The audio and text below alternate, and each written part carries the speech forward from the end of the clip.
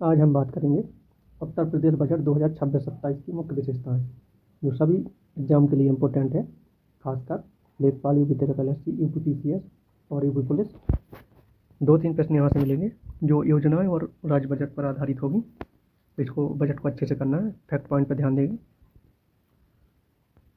उत्तर प्रदेश के बजट 2026 को उत्तर प्रदेश सरकार ने वर्ष 2026-27 के लिए 9.12 लाख करोड़, ये अच्छे से लिख लेना, बजट प्रस्तुत किया है। 9.12 लाख करोड़ का, जो पिछले वर्ष की तुलना में 12.9% अधिक है।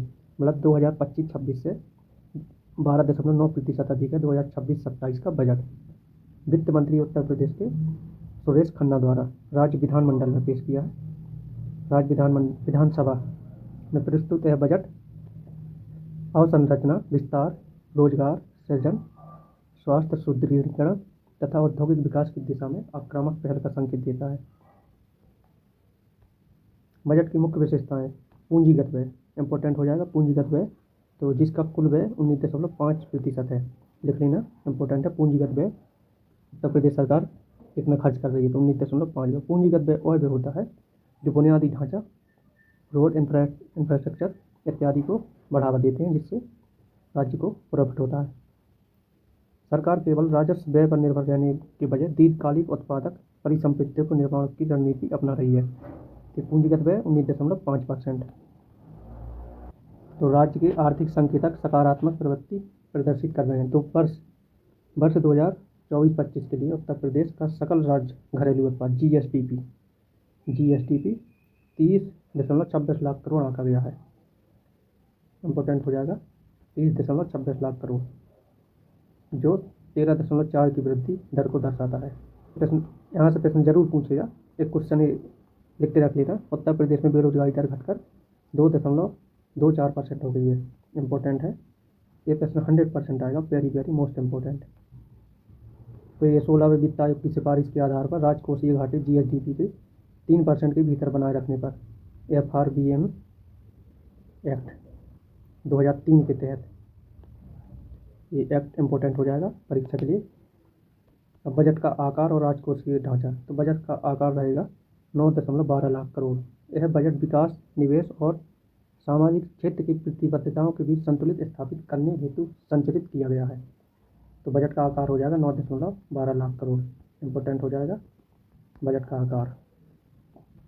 अब प्रमुख राजकोषीय लक्ष्य जीएसडीपी के 3% पर बनाए रखना, मतलब 3%, इम्पोर्टेंट हो जाएगा। पूछेगा कितने परसेंट पर बनाए रखना है, तो 3%। ऋण जीएसडीपी अनुपात को लगभग 23.1% कम करना है, इम्पोर्टेंट हो जाएगा। फाइनेंशियल ईयर 2027 के लिए 23.1% तक कम करना है सकल राजकोषीय घाटे को। अवसंरचना और पूंजी विकास, सरकार ने पूंजीगत व्यय कैपेक्स के लिए बजट का असामान्य रूप से बड़ा हिस्सा निर्धारित किया है। अवसंरचना के क्षेत्र में औद्योगिक विकास के लिए 27,103 करोड़ रुपए, इम्पोर्टेंट हो जाएगा। यहाँ से सीधा क्वेश्चन पूछेगा, अवसंरचना और औद्योगिक विकास के लिए उत्तर प्रदेश सरकार ने कितनी पूंजी का आवंटन दिया है, तो हो जाएगा 27,103 करोड़। वहीं महानगरीय अवसंरचना प्राधिकरण हेतु 26,514 करोड़। औद्योगिक मेरठ, मथुरा, वृंदावन, कानपुर जैसे प्रमुख शहरों में विशेष अवसंरचना परियोजनाओं के लिए समर्पित धनराशि। अयोध्या के लिए 100 करोड़ रुपए डेवलपमेंट के लिए, इम्पोर्टेंट हो जाएगा। अयोध्या में कौन सा है, राम मंदिर। अब कृषि और ग्रामीण क्षेत्र में हम देखेंगे बजट के बारे में। कृषि और ग्रामीण क्षेत्र में कृषि में आवंटन 20% की वृद्धि दर है, कर इसे 10,888 करोड़, इम्पोर्टेंट हो जाएगा। कृषि क्षेत्र में कितना बजट आवंटन है, तो 10,888 करोड़। खाद्यान्न उत्पादन के लिए 753 लाख मीट्रिक टन तथा तिलहन के लिए 48.18 लाख मीट्रिक टन का लक्ष्य, इम्पोर्टेंट हो जाएगा। उत्तर प्रदेश सरकार ने खाद्यान्न उत्पादन के लिए कितना लक्ष्य रखा है, तो 753.55, इम्पोर्टेंट। सौर पंप सेटों में निवेश तथा किसान उत्पादक संगठन एफपीओ को समर्थन देने हेतु रिवॉल्विंग फंड की स्थापना, इम्पोर्टेंट हो जाएगा।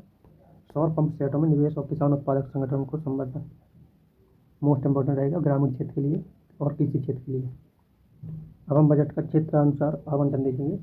तो क्षेत्रानुसार आवंटन देखने के लिए सबसे शिक्षा 2-4% शिक्षा पर खर्च कर रही है सरकार, कृषि पर 9%, चिकित्सा पर 6% खर्च कर रही है। ये लिख लेना। सबसे ज़्यादा पूंजीगत व्यय पर खर्च कर रही है 19.5।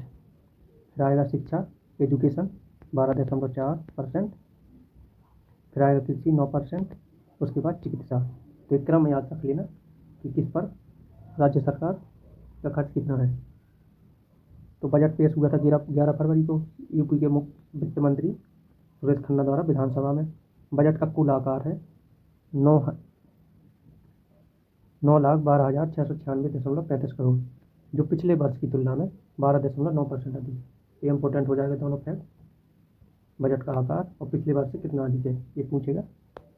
महत्वपूर्ण आंकड़े, ऐतिहासिक रिकॉर्ड, लगातार 10 बजट पेश, पिछले 9 वर्ष में कोई कर नहीं। सीएम योगी का बयान, मतलब योगी जी हैं, बुल्लोचर बाबा जी। किसान युवा महिला बजट, बीमारू से सरप्लस राज्य, पूंजीगत व्यय 19.5%, मोस्ट इंपॉर्टेंट हो जाएगा। राजकोषीय घाटे की सीमा 3%, पहले ही बता चुका हूँ, तो लिख लेना अच्छे से या इसकी स्क्रीनशॉट लेके रख लेना।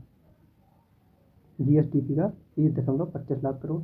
विकास दर, मतलब उत्तर प्रदेश की ग्रोथ रेट कितनी है, तो 13.4%। यहाँ से प्रश्न पूछता है प्रति व्यक्ति आय से, हमेशा पूछा जाता है। 2016-17 में प्रति व्यक्ति आय 54,564 रुपये थी, वहीं बढ़कर 2026-27 में बढ़कर है 1,09,844 रुपये प्रति व्यक्ति हो गई है। तो याद करना है करंट में प्रति व्यक्ति आय उत्तर प्रदेश की कितनी है, तो 1,09,844 करोड़। इसका तुम अच्छे से स्क्रीनशॉट ले लेना। मैं इसको छोटा कर रहा तो स्क्रीनशॉट लेके रख लेना। अब योजना, प्रमुख योजनाओं, मेधावी छात्र को स्कूटी, मतलब छात्रों को, जो छात्राएं हैं उसके लिए 400 करोड़ का बजट आवंटन किया है। यहाँ से प्रश्न पूछता है कि इस योजना को कितना बजट आवंटन उत्तर प्रदेश सरकार ने किया है, तो मेधावी छात्रों को स्कूटी के लिए 400 करोड़, वहीं टाउनशिप के लिए 3500 करोड़, ऊर्जा क्षेत्र के लिए इंपॉर्टेंट हो जाएगा ऊर्जा क्षेत्र 65,926 करोड़ रुपये आवंटन। नमामि गंगे प्रोजेक्ट, नमामि गंगा प्रोजेक्ट कब हुआ था, 2016 में, 22,676 करोड़। वहीं यूपी सड़क और फ्लाईओवर के लिए 34,468 करोड़। तो ये क्रम पूछेगा यहाँ से, इस योजना के लिए सबसे अधिक बजट आवंटन हुआ है, तो ऊर्जा क्षेत्र के लिए सबसे अधिक, ऊर्जा के लिए सबसे अधिक। फिर आएगा सड़क परिवहन के लिए, तो बजट में, उत्तर प्रदेश बजट में स्वामी विवेकानंद युवा सशक्तिकरण योजना के अंतर्गत 40 लाख टैबलेट स्मार्टफोन वितरित करने का प्रस्ताव, जिसके लिए फंड 2374 करोड़ है। उत्तर प्रदेश बजट की विकसित प्रदेश की नई उड़ान, तो इसमें सबसे पहले डिजिटल क्रांति, युवा सशक्तिकरण। तो AI समिट कहाँ हुई थी, दिल्ली में, और उत्तर प्रदेश के लखनऊ में।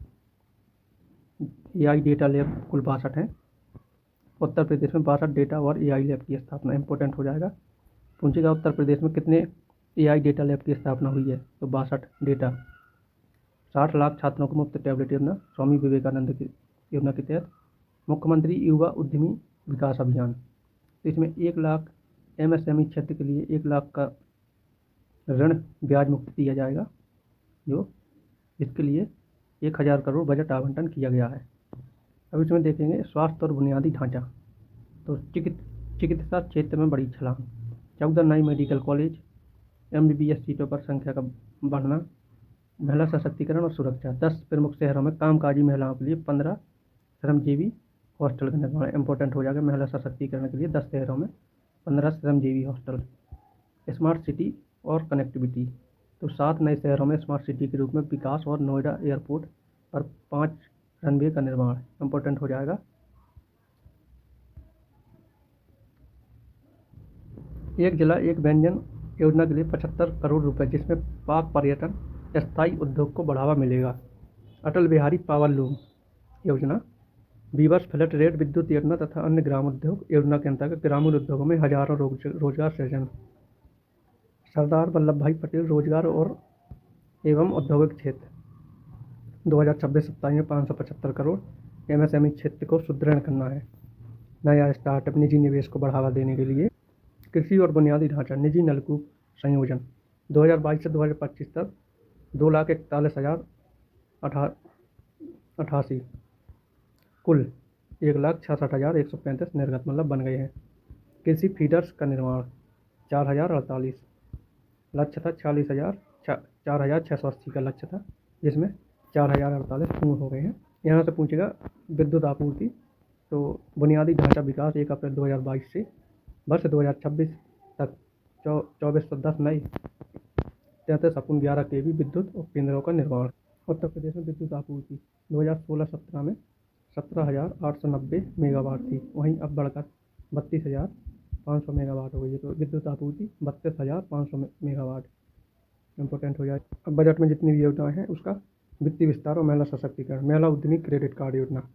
महिला उद्यमी क्रेडिट कार्ड योजना आसान ऋण सुविधा, उद्यमिता और रोजगार को प्रोत्साहन, वित्तीय समावेशन को बढ़ावा और आर्थिक स्वतंत्रता को बढ़ावा देने के लिए महिला उद्यमी कार्ड योजना चालू की गई। अब मिशन शक्ति 5.0 महिला सुरक्षा और सशक्तिकरण के लिए सेफ सिटी CCTV नेटवर्क के साथ विस्तार, महिला गश्ती इकाइयाँ, जेंडर उत्तरदायी बजट ढांचे का सुदृढ़ीकरण। शिक्षा और कौशल के क्षेत्र में ड्रीम स्किल लैब इम्पोर्टेंट हो जाएगा। ड्रीम स्किल लैब युवाओं की रोजगार क्षमता में वृद्धि के लिए प्रौद्योगिकियों व्यावसायिक प्रशिक्षण पर ध्यान देना।